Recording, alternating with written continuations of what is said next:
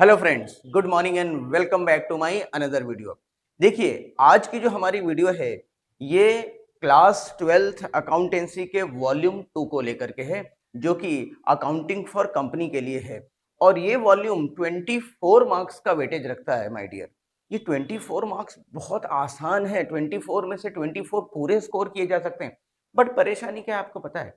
परेशानी ये है कि जिस पर्टिकुलर थीम पर ये पूरा चैप्टर बेस्ड है और ये पूरी सेकंड वॉल्यूम बेस्ड है ना, उस पूरी थीम की शुरुआत कहीं की ही नहीं है।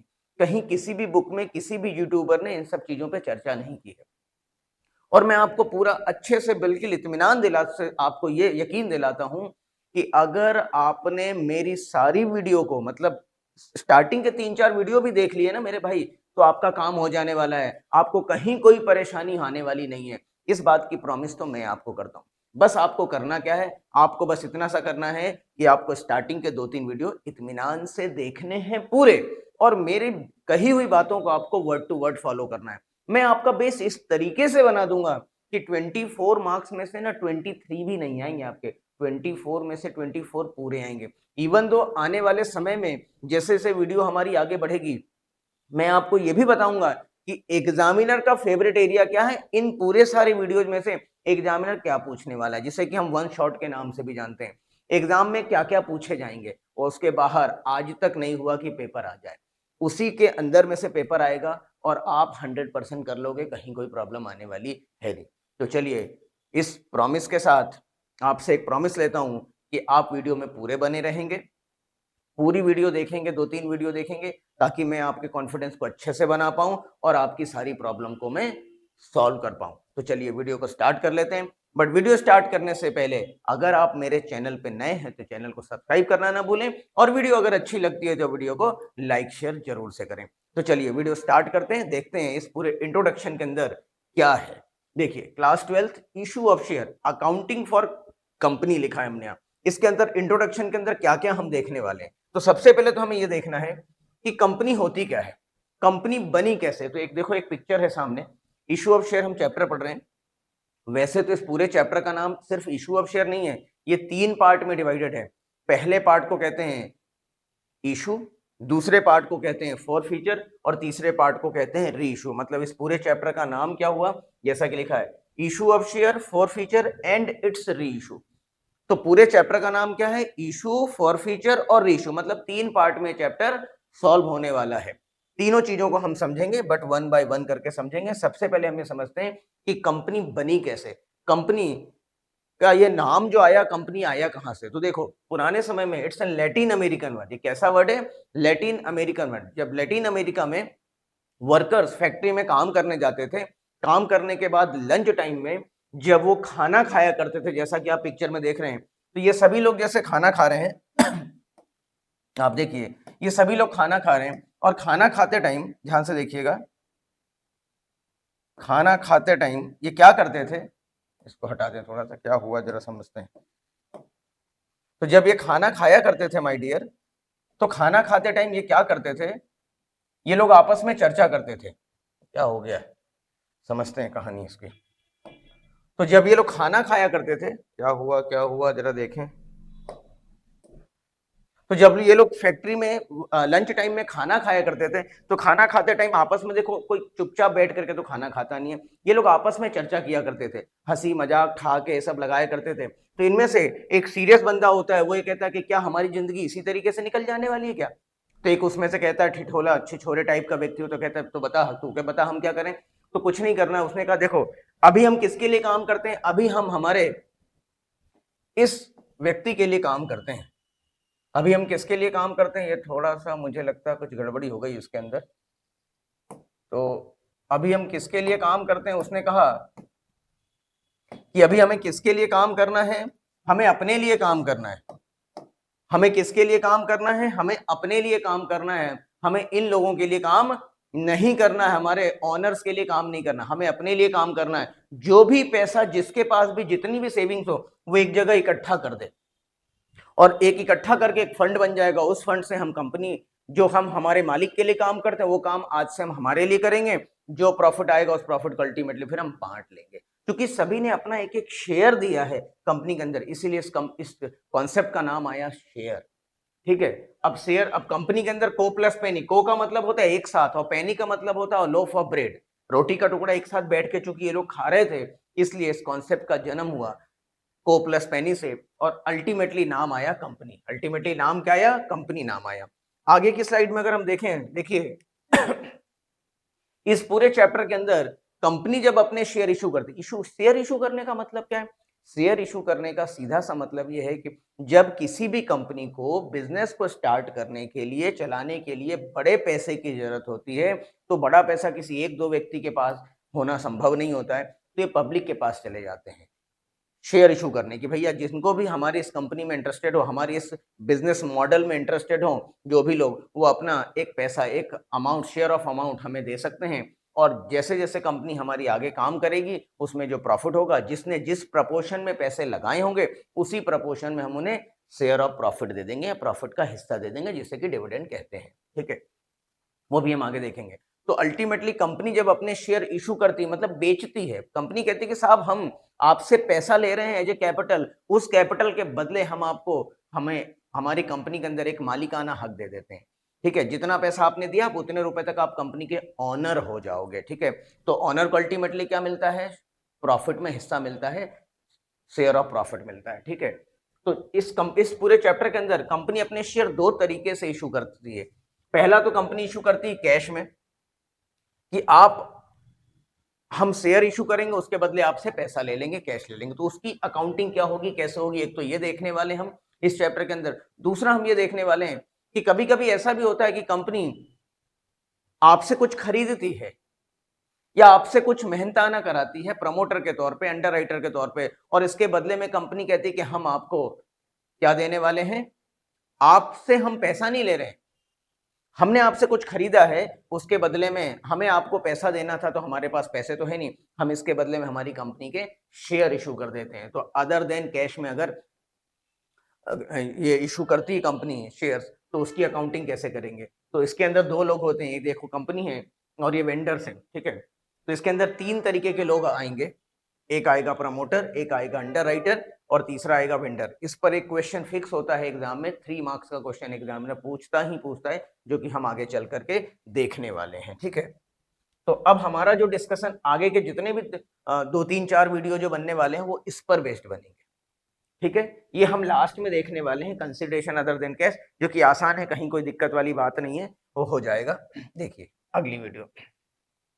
इस पूरे चैप्टर के अंदर जब हम शेयर इशूड इन कैश की बात करते हैं, ध्यान से सुनिएगा मेरी बात, जब हम शेयर इशूड इन कैश की बात करते हैं my dear student, my dear friends, तो आपको हर क्वेश्चन में, हर क्वेश्चन मतलब हर क्वेश्चन में, कितना भी बड़ा क्वेश्चन है, 6 मार्क का क्वेश्चन, बड़ा क्वेश्चन आता है, उसके अंदर आपको ये टेबल एक बनाना है, जिससे कि हम ultimate table for issue of share के नाम से भी मैं पुकारता हूं। सबसे बड़ी विडंबना ये कि आपकी बुक में टेबल कहीं मिलने वाला नहीं है, अभी तक यूट्यूब, किसी भी यूट्यूब चैनल में मैंने नहीं देखा है, आगे आ जाए तो मुझे नहीं मालूम है। ठीक है, तो आप देखें इस पूरे चैप्टर के अंदर हम ये टेबल बनाने वाले हैं, और पूरा क्वेश्चन इस टेबल पर ही बेस्ड होने वाला है। मतलब मैं अगर आपको ये कह दूं कि आने वाले समय में आपको सीखना क्या है, तो आपको ये टेबल बनाना सीखना, और टेबल बहुत सिंपल है, बहुत सिंपल है, बहुत सिंपल है। उसकी प्रैक्टिस मैं कराऊंगा अगले 2 से 3 वीडियो में। अगर आप बने रह गए तो टेबल बनाना आसान हो। जिस दिन टेबल बनाना आपने सीख लिया, आप ये समझ लीजिए कि चैप्टर आपके कंट्रोल में आ जाने वाला है।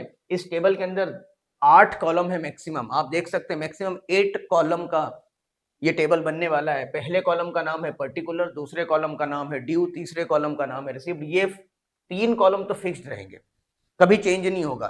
ठीक है, उसके बाद क्वेश्चन की रिक्वायरमेंट पर डिपेंड करेगा, क्वेश्चन में जैसी इंफॉर्मेशन होगी वैसे कॉलम हमारे एक्सटेंड होते चले जाएंगे। जैसे क्वेश्चन के अंदर अगर एक्सेस क्या होता है वो सब हम देखेंगे, तो एक्सेस का कॉलम बनेगा, उसमें तो कुछ पैसे वापस कर दे रही है कंपनी शेयर होल्डर को, तो रिफंड का कॉलम बनेगा। कंपनी कहती नहीं अभी हम वापस नहीं करेंगे, आगे चल करके हम ये पैसे एडजस्ट करने वाले हैं, तो एक कॉलम एडजस्ट का बनेगा। कुछ लोग अगर पैसे नहीं देते हैं तो कॉल इन एरियर का कॉलम बनेगा। कुछ लोग ऐसे भी होंगे जो आगे के पैसे हमें एडवांस में दे देते हैं, आगे के पैसे मतलब इस तरीके से कंपनी अपने कॉल्स मांग सकती है, वो भी अभी हम समझेंगे। तो उसे कहते हैं कॉल्स इन एडवांस। ठीक है, आगे देखते हैं क्या है। देखो और इस पूरे क्वेश्चन के अंदर, इस पूरे चैप्टर के अंदर हमें अल्टीमेटली करना तो जनरल एंट्री है। क्या करना है हमें? General entry. आंसर हमारा general entry, but general entry के लिए हमें क्या करना पड़ेगा? पहले टेबल बनाने पड़ेंगे। क्या बनाने पड़ेंगे? हमें टेबल बनाना पड़ेगा। तो आप इस वीडियो के अंदर हमने सिर्फ यही चर्चा करी है कि कोई सा भी क्वेश्चन आ जाए, क्या कह रहा हूं मैं, ध्यान से सुनिएगा मेरी बात, कोई सा भी क्वेश्चन आ जाए, हमारा जो फोकस होने वाला है वो किस पर होने वाला है? इस टेबल को बनाने पर फोकस होने वाला है। और इस टेबल को बनाने के पहले, इस चैप्टर को प्रोसीड हम आगे करें, इससे पहले जरूरी है कि हम कुछ टर्मिनोलॉजी को सीख लें जो इस पूरे चैप्टर के अंदर अकाउंटिंग फॉर कंपनी के अंदर यूज किए जाते हैं। जैसे कोई भी कंपनी अपने शेयर्स को दो तरीके से इशू कर सकती है। पहले तो वो 3 तरीके से इशू कर सकती थी, at par, at premium, at discount. But आजकल सिर्फ एट पार और प्रीमियम की बात की जाती है। डिस्काउंट वाले शेयर्स, डिस्काउंट वाले कॉन्सेप्ट को हटा दिया है कंपनी जो 2013 ने, तो वो हमें नहीं देखना है। ठीक है, बट वो उसको भी समझ लेना चाहिए सो दैट आगे चल के हमें दिक्कत ना आए। तो कोई भी कंपनी अपने शेयर दो तरीके से इशू कर सकती है, एट पार या एट प्रीमियम। पार का मतलब होता है जितने रुपए की चीज है उसको उतने पर इशू कर दी जाए। मतलब कंपनी की एक चीज की कीमत, एक शेयर की कीमत अगर 10 रुपए है और वो मार्केट में 10 रुपए पर ही लोगों को इशू करती है, पब्लिक को इशू करती है, तो उसे कहते हैं एट पार। लेकिन कोई 10 रुपए की चीज है और कंपनी कहती है 10 रुपए से हम ज्यादा पर इशू करेंगे, इसे 12 रुपए पर इशू करेंगे या 15 रुपीज पे इशू करेंगे, तो 10 रुपए से जितना ज्यादा ले रही है वो कहलाता है सिक्योरिटी प्रीमियम। ठीक है, अभी जो 10 रुपए है, आप देखिए, इस 10 रुपए को कहते हैं फेस वैल्यू। क्या कहते हैं?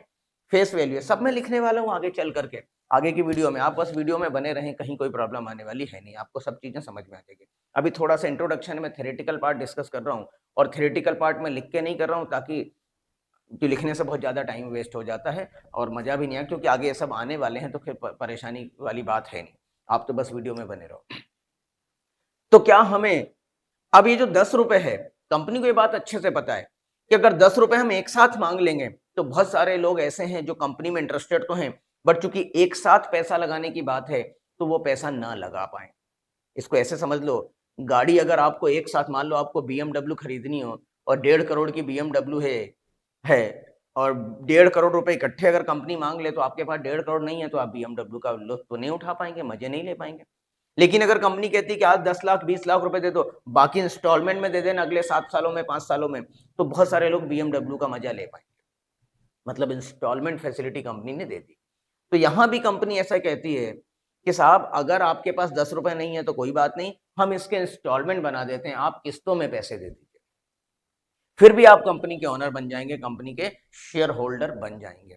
तो ये जो फेस वैल्यू है, कंपनी एक्ट में लिखा है कि कंपनी 10 रुपए के जो फेस वैल्यू है, स्टार्टिंग में मांगा, कंपनी की एक शेयर की कीमत है, इसको मैक्सिमम 5 टुकड़ों में आप मांग सकते हैं, 5 इंस्टॉलमेंट्स बना सकते हैं। पहले इंस्टॉलमेंट्स को कहते हैं शेयर एप्लीकेशन मनी, जो कि मैंने यहाँ पर लिखा भी है। आप अगर देखें इस चार्ट के अंदर, मैंने इस टेबल के अंदर लिखा है, देख लेते हैं एक बार टेबल कहाँ है, वेयर इज टेबल, टेबल है कहाँ, टेबल कहाँ गया, देखते हैं, टेबल गायब ही हो गया क्या?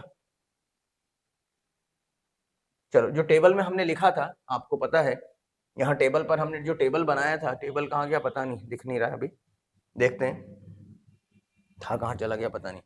तो टेबल के अंदर जो हमने यहाँ बनाया था कि application money, allotment money, first call money, second call money, third and final call, 5 टुकड़े हो सकते हैं।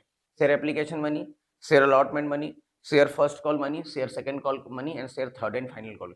ये 5 टुकड़े हैं। इन 5 टुकड़ों में ही कंपनी मैक्सिमम इंस्टॉलमेंट की फैसिलिटी किसी भी शेयर होल्डर को दे सकती है। तो हमने अभी तक क्या सीखा? हमने सीखा एक एट पार जैसा कुछ होता है, एट प्रीमियम जैसा कुछ होता है, शेयर एप्लीकेशन मनी होता है, अलॉटमेंट मनी होता है, फर्स्ट कॉल होता है, सेकंड कॉल होता है, थर्ड एंड फाइनल कॉल। इसके अलावा भी बहुत सारी 3-4 चीजें और हमें सीखना है। एक हमें सीखना है फुल सब्सक्रिप्शन। कंपनी ने अगर 10,000 शेयर इशू किए और एग्जैक्टली 10,000 ही पब्लिक से रिस्पांस मिला, 10,000 लोगों से ही रिस्पांस मिला, पैसे आए हैं, तो हम इसे कहते हैं फुल सब्सक्रिप्शन। दूसरा, अगर कंपनी ने 10,000 शेयर इशू किए और एप्लीकेशन मनी 10,000 से ज्यादा आ गए तो उसे कहते हैं ओवर सब्सक्रिप्शन, और 10,000 इशू किए और 10,000 से कम आ गए तो उसे कहते हैं अंडर सब्सक्रिप्शन। ठीक है, इसके अलावा हमें ध्यान देना पड़ता है कॉल्स इन एरियर। मान लो 5 टुकड़े बनाए थे, share application, allotment, first call, second call, final call, और कोई ऐसा शेयर होल्डर है जो 3 टुकड़े तो दे पाता है, एप्लीकेशन का पैसा दे पाता है, अलॉटमेंट का पैसा दे पाता है, फर्स्ट कॉल का दे पाता है, but he is unable to pay second call money and third and final call, last के 2 किस्तें नहीं दे पाता है, तो इसे कहते हैं कॉल्स इन एरियर। कुछ शेयर होल्डर ऐसे भी होंगे जो एडवांस में पैसा दे दें, सेकंड कॉल का पैसा फर्स्ट कॉल में ही दे दें, या हो सकता है अलॉटमेंट के टाइम पे बाकी सारे पैसे दे दें, एडवांस में दे दें पैसा, उनके पास एक्सेस पैसा पड़ा है, वो टेंशन नहीं लेना चाहते, तो इसे कहते हैं कॉल्स इन एडवांस।